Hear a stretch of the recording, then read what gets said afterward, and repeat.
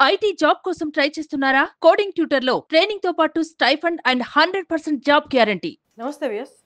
ఇప్పుడు జరుగుతున్న natural calamities, వానలు, వరదలు మన ఇండియాలోనే కాకుండా ఇవాళ రైట్ నౌ ఇప్పుడు జరుగుతున్నాయి, చైనాలో కూడా జరుగుతున్నాయి అన్నమాట. వీటన్నిటికీ అందరూ సైంటిఫికల్ రీజన్స్ వెతుకుతూనే ఉన్నారు. కానీ ఎవరికి తోచినట్టు వాళ్ళు రీజన్స్ వెతకడానికి ట్రై చేస్తున్నారు. ఆస్ట్రోనామికల్గా అంటే గ్రహాల ప్రభావం కూడా ఉంటుందా ఇలాంటి న్యాచురల్ కెలామిటీస్ జరిగినప్పుడు? ఆ కోణంలో ఇవాళ మనం ఒకసారి మాట్లాడదాము. శ్రీ కృష్ణ సుధి గారు, ఫేమస్ ఆస్ట్రాలజీ, ఇవాళ మనతో ఉన్నారు. నమస్తే అండి. నమస్కారం అండి. సరే, ఇప్పుడు చైనా ఇప్పుడు వరదలు స్టార్ట్ అయ్యాయి, బాగా విపరీతంగా ఉన్నాయి. 223 కిలోమీటర్లతో గాలులు వస్తున్నాయి, బిల్డింగ్లు వెళ్ళిపోతున్నాయి. ఇప్పుడు దాని పరిస్థితి ఏంటి? నెక్స్ట్ ఎలా ఉండబోతుంది నెక్స్ట్ 2-3 డేస్? కాలజ్ఞానంలో కొన్ని వాక్యాలు ఉన్నాయి, నేను ఆ బుక్లో చదివి వినిపిస్తాను. షూర్. గొప్ప సుడిగాలి టెక్రా దేశం నందు గొప్ప నది మధ్య పుట్టేనుమా, గాలి కొట్టినట్టు 12 గ్రామాల 1000 ఇండ్లు గూలేనుమా, ఆ నదిలో నుండి గొప్ప పడవలు 18 బోరగిల్లి పడేనుమా, ఉనికితో గాని వేగానే కా పడవలు పైకెగిరి భూమికి వచ్చేనుమా, 60 మూరల దూడమైన ఒక గట్టున ఆ పడవలు చేరి అల్లాడేనుమా, పురవర్తి పురిపుత్తా గ్రామమున నుండేటి గృహములు సర్వనాశనమయ్యేనుమా, సుడిగాలి ఒక గడ్డనెత్తి మాకు పైనబడి ధరకు 30 అడుగులు ఇంకేనుమా, వడగాలి విడిచిపెట్టి ఆ చెరువు చేసిన విడబడి బహుగాలి విసిరేనుమా. దీంట్లో ఇక్కడ ఆ రోజునున్న పరిస్థితుల్లో ఆయన ప్రొనౌన్సియేషను మనం కొంత అర్థం చేసుకోవచ్చు. 1000 ఇండ్లు కూలేనమ్మా, 1000 ఇళ్ళ పైన కూలిపోతాయి. అలానే వచ్చేసి గొప్ప సుడిగాలి టెక్రా దేశమునందు గొప్ప నది మధ్య పుట్టేనుమా.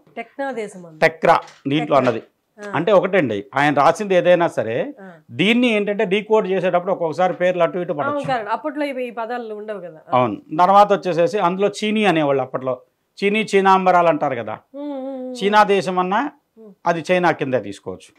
ఆ గాలి విసిరిన దాని క్రోసు ప్రమాణం ఉండేనుమా, లోకంలో కలకత్తా దేశం భూకంపలతడ పుట్టేనుమా. దాని తర్వాత యువతల భాగానికి వస్తే హిమాలయాల అవతల నుంచి యువతలకు వచ్చేసేసి దాని తర్వాత ఇక్కడ కూడా భాద్రపద మాసమైన మందవారమున భూమి 150 అడుగులను భూకంపం 4 జాములు కలిగి వికలమై 4 ఊళ్ళు అదిరేనుమా. 4 ఊళ్ళు అంటే 4 విలేజెస్ అనుకోవద్దు, చాలా ప్రాంతం అనుకోవచ్చు. ఇక్కడ ఏంటంటే ఆయన చెప్పింది ఆ దేశంలో సుడిగాలి అనేది 12 గ్రామాలు 1000 ఇండ్లు గూలేనుమా.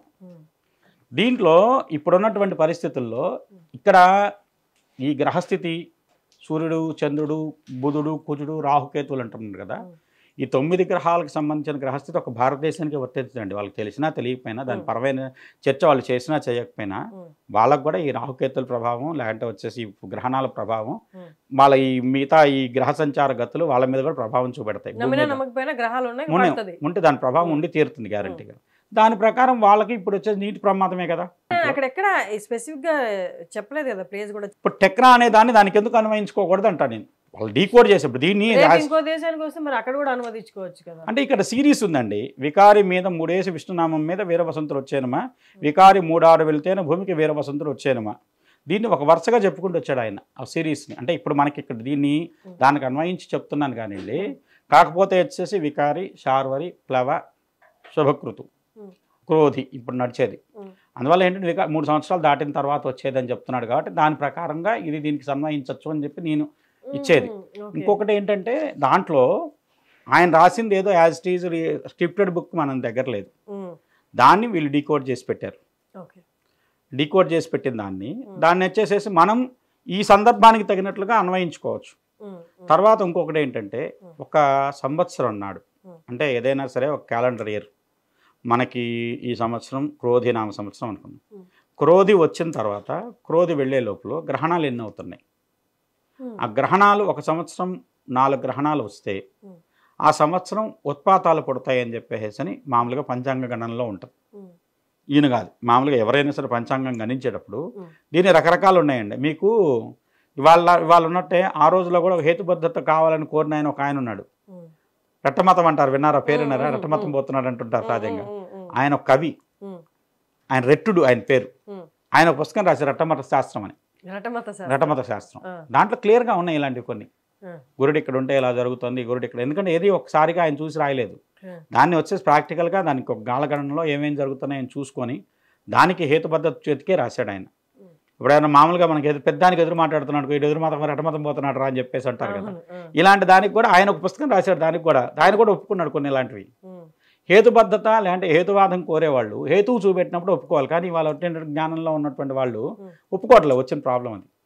సైంటిఫిక్ రీజన్ ఇచ్చినా సరే సైంటిఫిక్గా అంటే కేవలం వచ్చేసి ల్యాబొరేటరీలో పరీక్షిస్తే అది ప్రూవ్ అయ్యేదే సైంటిఫిక్ కాదు కదా. నేచర్ ప్రూవ్ చేస్తున్నప్పుడు దాన్ని ఒప్పుకొని తీరాలి కదా. కానీ ఒప్పుకోవట్లేదు. ఎందుకంటే ఇదంతా ఈ పుస్తకాలు కానివ్వండి, ఈ పంచాంగాలు కానీ ఇవన్నీ ఒక రకమైన ట్రాషు లేకుంటే ఒక రకమైన మూఢత్వంతో రాసినవి అన్నట్టు మాట్లాడుతున్నారు. అదే అర్థం కాక అని ఉంటారు. ఇప్పుడు క్లియర్గా అర్థం చేసుకునే ప్రయత్నం చేయాలి కదా. ఇప్పుడంతా సబ్జెక్ట్ సిలబస్ ఎలా అయిపోయిందంటే అండి, ఒక చిన్న క్యాలిక్యులేషన్కి కూడా దానికి వచ్చేసేసి ఏదో రకమైనటువంటి ఒక మొద్దు లెక్క వేసేసుకొని మనం వాళ్ళ క్యాలెండర్ కండి లెక్క ఏమన్నా ఉందా చెప్పండి మీరు. మామూలుగా ఫలానా డేట్ తర్వాత ఫలానా డేట్.